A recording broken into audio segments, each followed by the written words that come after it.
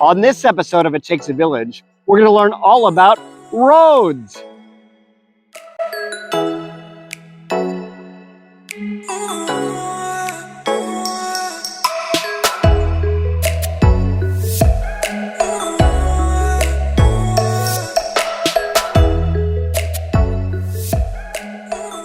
Hi, my name is Eric Paulus. I'm the Public Works Director for the Village of Fredonia.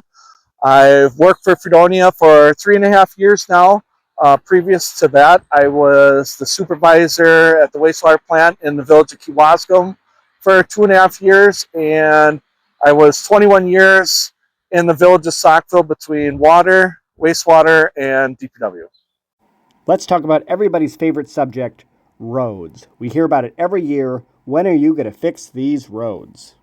When we go through, I meet with the administrator every year, usually my utility foreman, and we do the PASER rating. And the PASER rating will go and say the road is classified as 0 through 10, being 10 being brand new perfect road, and a 0 mean it's gravel or basically non-existent. And then we also use grading of the utilities underneath: sewer, water, storm. So just because a road might be a 5 or a 6 and the utilities underneath are good, meaning no water main breaks, no issues with the storm sewer or sanitary sewer, that road might be pushed off for a couple of years to replace a road that has bad infrastructure.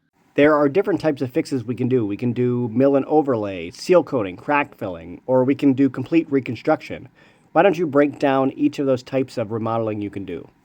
So obviously the cheapest for some road maintenance would be like a slurry seal. It's basically adding like a 1/4 inch of aggregate over the road. It fills in the cracks, it fills in some of the divots there, and it can extend the road out like another 10 years, depending on the amount of traffic on it. When we do a mill and overlay, it's basically taking like the 2 inches off the top and making a smooth surface. The downfall is if the cracks are coming from underneath, within a couple of years, those cracks are going to start to show, but it extends the life of the road again.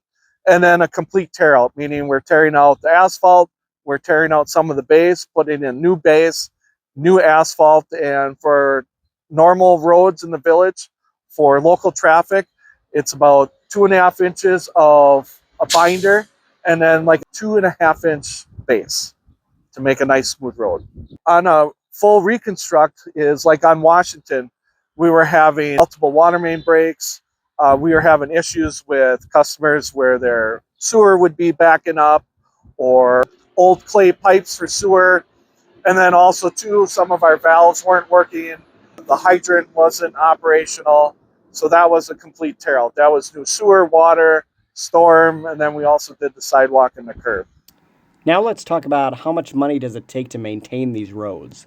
Can we just throw an extra $100 here or there in each year's budget? To do a slurry seal, I have a certain amount in my budget to do so much on the roads. I try and split between slurry seal certain roads, and then I also try and split between sidewalks, curbs, patching, fixing valves, and then I'll have to obviously pave that there so it's smooth again. When it comes to a total reconstruction, it's not only the cost of the road and the base underneath, it's how much we're paying per a linear foot of water, sewer, storm, and that's where the price adds up.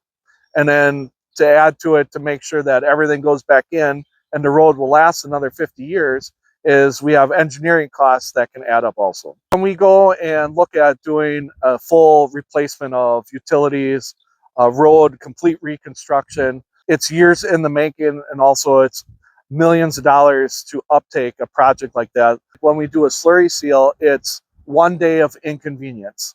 And it's hard because to communicate that to the residents of they're coming today, weather plays a big role. Nobody wants to put anything down because they want the product to last. Like behind me here is all new slurry seal that got done this year, and we should never have to touch this for another 20 years. When we do a complete reconstruction, I mean, we are inconveniencing, the folks for 6-8 months, depending on, and then it's road closures. It's they can't access their driveway. It's they might not have sewer or water for the day.